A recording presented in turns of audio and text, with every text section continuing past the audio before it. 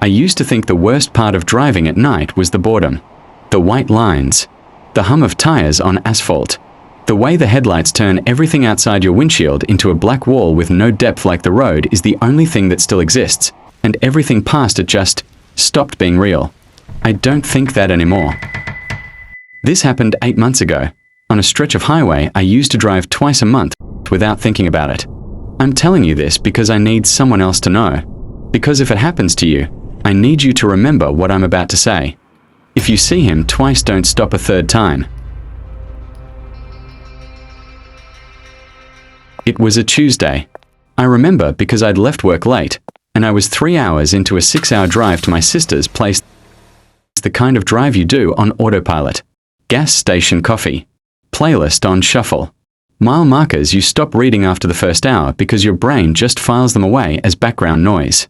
Around mile 214, I saw him.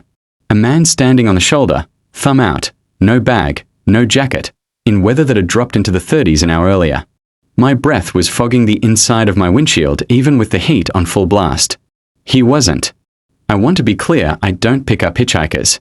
Nobody does anymore. But something about the way he stood there stopped my foot from pressing the gas any harder. He wasn't shivering. He wasn't waving his arms or jogging toward the road to flag me down like every other hitchhiker I'd ever passed. He was just watching. Not watching for a car. Watching like he already knew one was coming. I passed him. Told myself I'd made the right call.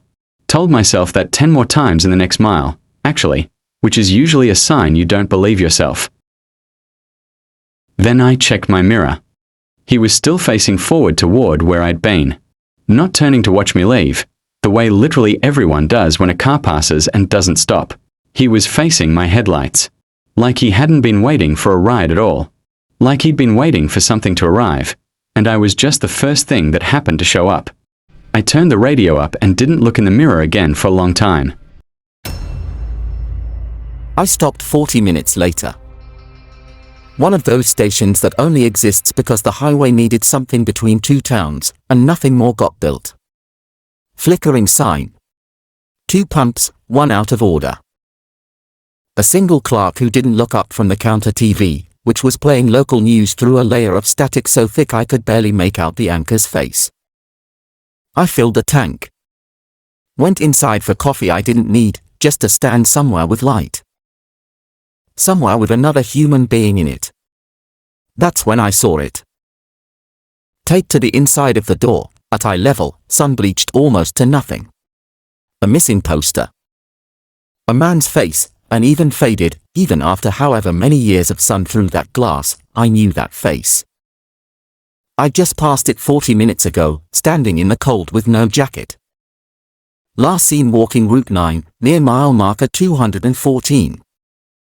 The same mile marker. I felt the coffee cup shake a little in my hand. I told myself faces just look like that sometimes. Generic. The kind of face you could convince yourself was anyone's. I looked at the date printed at the bottom of the poster. It was 14 years old. I looked up. The clerk was already looking at me. Not surprised. Not curious.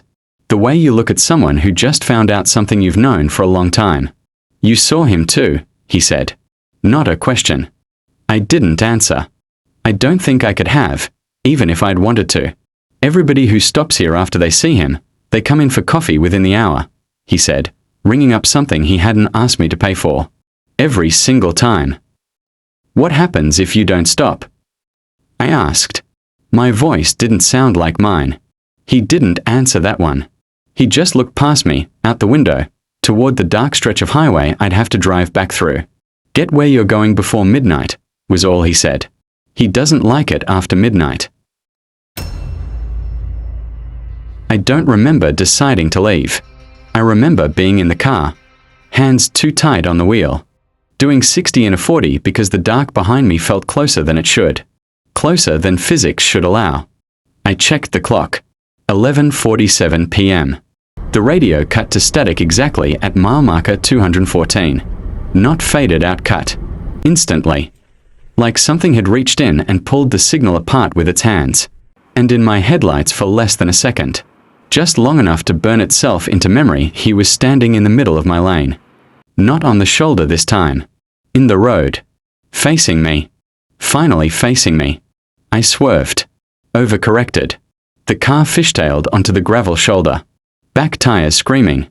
And stopped hard enough to throw my coffee across the dash and my heart somewhere. Up into my throat. For a second, everything was silent except my own breathing. When I looked up, the road ahead was empty. No man. No shoulder. Nothing but the white lines stretching forward into black. I almost laughed. Almost convinced myself, right there, that I'd imagined the whole thing, that exhaustion and a creepy gas station clerk had done the rest of the work in my head.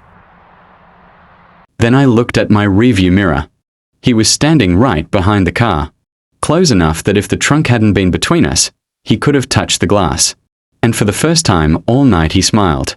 It wasn't a warm smile. It wasn't even really a human one. It was the kind of smile you make when you learn something you've been waiting a long time to learn. I didn't look away first. I don't know why. Maybe some part of me understood, even then, that looking away was worse. The clock on my dash flipped to 12 a.m. And the mirror was empty. I made it to my sister's a little before 2 in the morning. I don't remember most of the drive after that, just headlights. White lines, and checking my mirror, every few seconds, until the highway turned into city streets, and the dread in my chest finally loosened its grip. I looked it up later. That stretch of Route 9 around mile marker 214. Locals call it the last exit because it's the final stop before 40 miles of nothing but trees and static drowned radio. Signal.14. People have gone missing on that stretch since the 1970s. 14. I counted twice. None of them were ever found near their vehicles. All of them were last seen picking up or being picked up by someone standing on the shoulder of that road. I don't drive that route anymore. If I have to get to my sister's, I take the long way now, even if it costs me an extra hour and a half. Even if people ask why, I don't explain it. I don't think I could, without sounding exactly like the kind of person you'd stop believing halfway through the story. But I keep thinking about what that clerk said. You saw him too. Not did you see him. Like it wasn't a possibility, like it was inevitable. Like everyone who drives that stretch long enough eventually does. And I keep thinking about the smile. Because I understand now that some hitchhikers aren't looking for a ride. They're looking for someone to take them somewhere. And once you've seen them twice, they already know you're coming back a third time.